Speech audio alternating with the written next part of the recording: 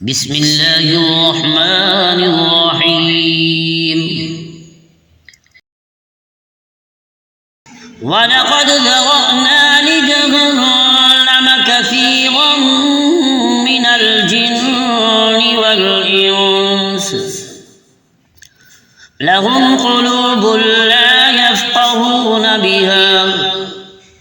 ولهم أعين لا يبصرون بها ولهم آذان لا يسمعون بها أولئك كالأنعام بل هم أضل أولئك هم الغافلون. ولله الأسماء الحسنى فادعوه بها وذروا الذين يلحدون في أسمائه سيجزون ما كانوا يعملون. وممن خلقنا أمة يهدون بالحق وبه يعدلون والذين كذبوا بآياتنا سنستدرجهم من حيث لا يعلمون وأملي لهم إن كيدي متين. أولم يتفكروا ما بصاحبهم من جنة إن هو إلا نذير مبين. أولم ينظروا في ملكوت السماوات والأرض وما خلق الله من شيء وأن عسى أن يكون قد اقترب أجلهم فبأي حديث بعده يؤمنون. من يضلل الله فلا هادي له ويذرهم في طغيانهم يعمهون. يسألونك عن الساعة أيان مرساها قل إنما علمها عند ربي لا يجليها لوقتها إلا هو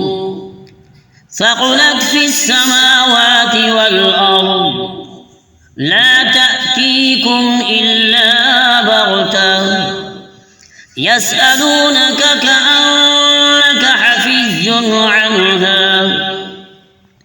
قل إنما علمها عند الله ولكن أكثر الناس لا يعلمون. قل لا أملك لنفسي نفعا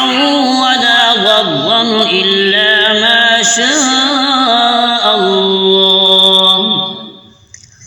ولو كنت أعلم الغيب لاستكثرت من الخير وما مسني السوء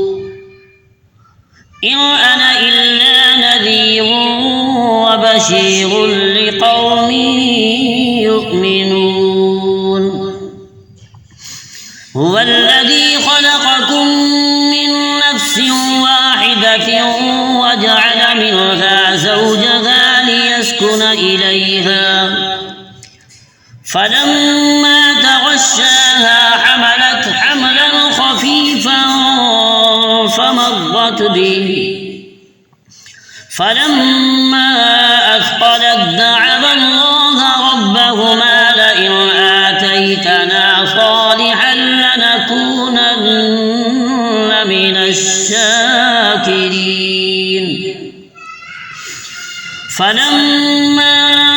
آتاهما صالحا جعلا له شركاء فيما آتاهما فتعالى الله عما ويشركون ما لا يخلق شيئا وهم يخلقون ولا يستطيعون لهم نصرا ولا أنفسهم ينصرون وإن تدعوهم إلى الهدى لا يتبعوكم سواء عليكم أدعوتموهم أم أنتم صامتون إن الذين تدعون من دون الله عباد أمثالكم فادعوهم فليستجيبوا لكم إن كنتم صادقين ألهم أرجل يمشون بها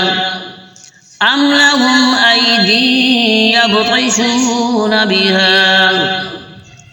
أم لهم أعين يبصرون بها أم لهم آذان يسمعون بها قل ادعوا شركاءكم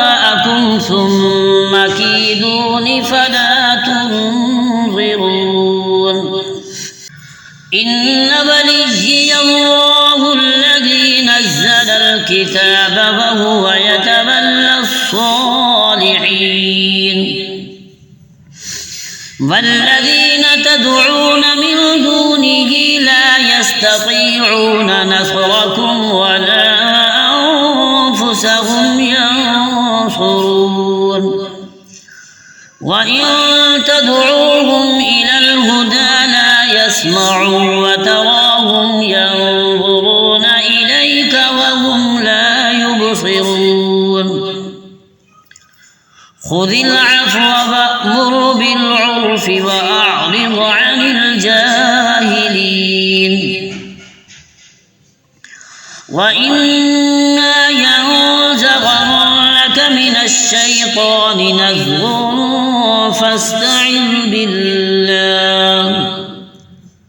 إنه سميع عليم إن الذين اتقوا إذا مسهم طائف من الشيطان تذكروا فإذا هم مبصرون وإخوانهم يمدونهم في الغي ثم لا يقصرون وإذا لم تأتهم بآية قالوا لولا اجتبيتها قل إنما أتبع ما يوحى إلي من ربي هذا بصائر من ربكم وهدى ورحمة لقوم يؤمنون وإذا قرئ القرآن فاستمعوا له وأنصتوا لعلكم ترحمون واذكر ربك في نفسك تضرعا وخيفة ودون الجهر من القول بالغدو والآصال